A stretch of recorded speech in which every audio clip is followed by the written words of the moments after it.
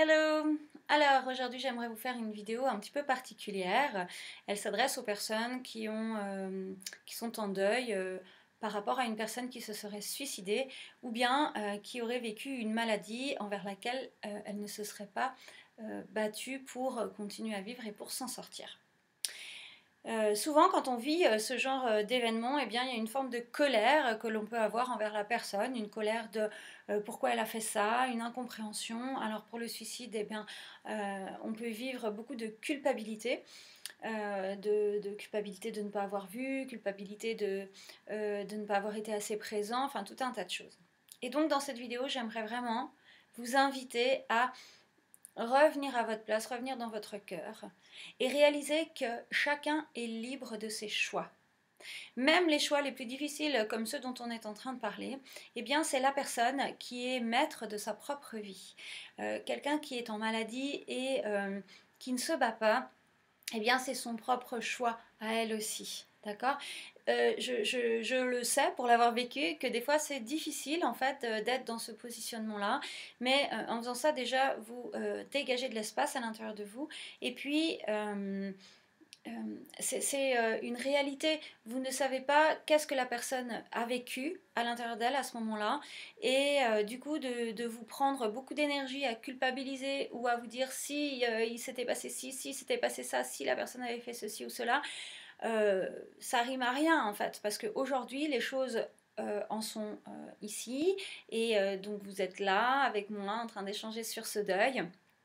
Et la chose que je vous transmets et que je vous invite vraiment à faire, et encore une fois, je vous dis tout ça parce que je l'ai vécu, tout ça, eh bien c'est d'arriver à prendre de la distance par rapport à ça, et en prenant de la distance, c'est comprendre que chacun est maître de ses choix.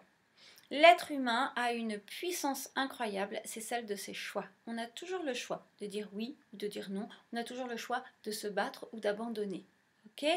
Et ça va grandement vous aider que c'est le choix de la personne, d'accord, qui est partie d'avoir fait ça. Et que c'est ok, et que c'est légitime pour elle d'avoir fait ce choix-là, d'accord. Et que vous avez fait le maximum que vous avez pu au moment où vous étiez là.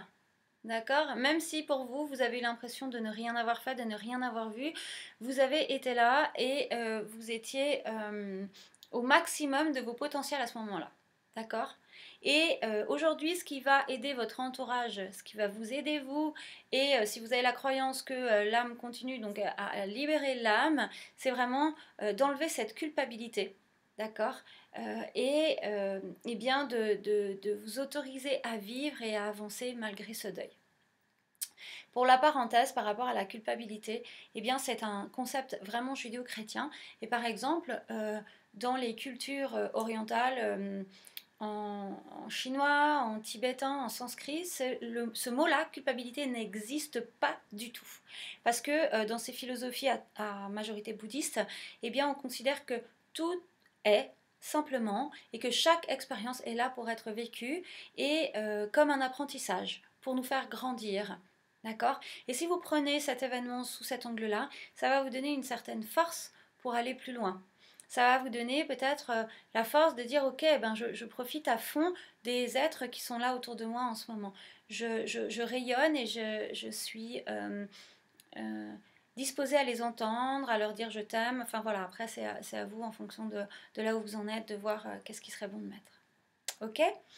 Et vraiment, donnez-vous de l'amour et autorisez-vous à rayonner parce que votre entourage a vraiment, vraiment, vraiment besoin de ça. Allez, je vous envoie plein d'amour. Ciao.